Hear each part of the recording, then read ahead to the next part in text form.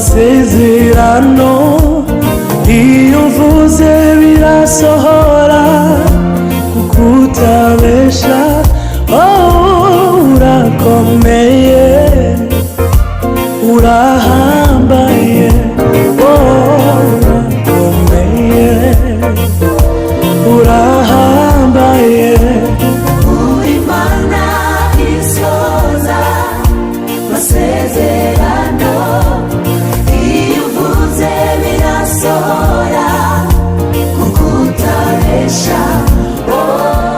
Urakomeye urahambaye urakomeye urahambaye. Wakoze ibikomeye bihambaye mu gihe gikwiye birasohora. Niyo mpamvu tudahwema kubiririmba. Urambaye urambaye. Wakoze ibikomeye bihambaye mu gihe gikwiriye birasohora. Niyo mpamvu tudahwema kubiririmba. Urahambaye urahambaye. Uri Mana isoza amasezerano iyo uvuze birasohora kuko utabesha. Urakomeye urahambaye urakomeye urahambaye. Uri Mana isoza amasezerano iyo uvuze birasohora kuko utabesha. Urakomeye urahambaye urakomeye urahambaye. Mwami Mana nawe usa nawe, wahoze uzahora witeka.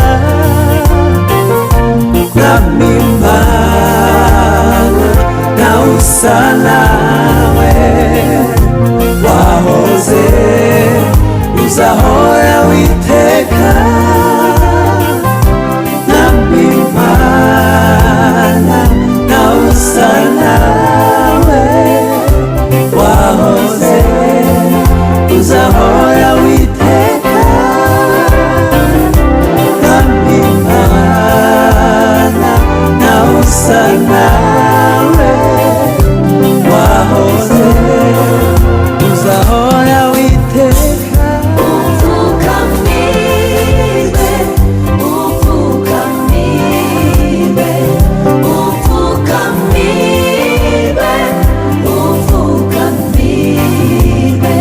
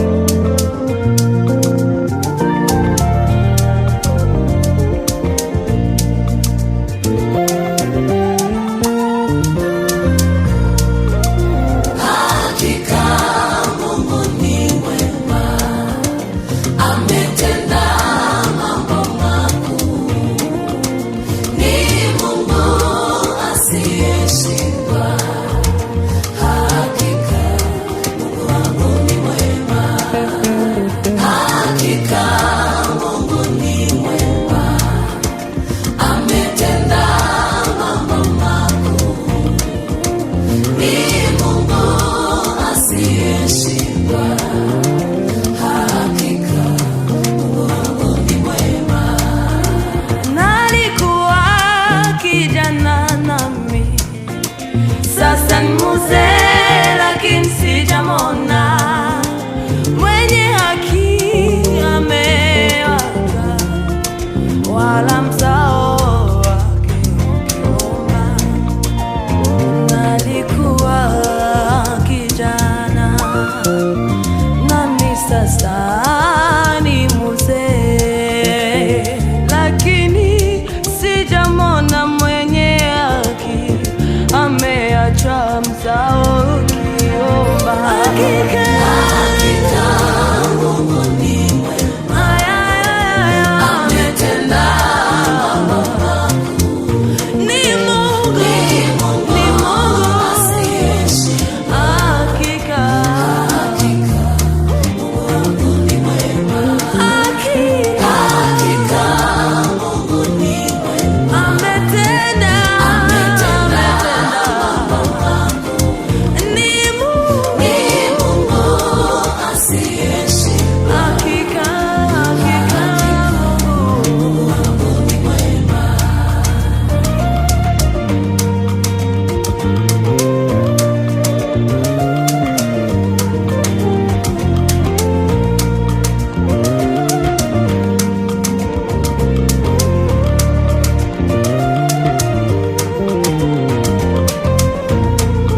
mfite ibihamya birenze kimwe yuko Imana igira neza, bamwe bayumvisha amatwi, ariko njyewe narayibone. Hakika Hakika Mungu ni mwema. oh, Ametenda mambo makuu. ni Mungu Ni Mungu asiyeshindwa. Yesu we Baba we hakika Mungu ni mwema. ametenda Ametenda mambo makuu. mambo makuu. Ni Mungu asiyeshindwa. Yeah, Hakika yeah, yeah. Mureke Imana yitwa Imana, ijambo yavuze irarisoza. Ndi umugabo wo guhamya imirimo ye, nukuri mureke yitwa Imana, mu ntambara yitwa Imana.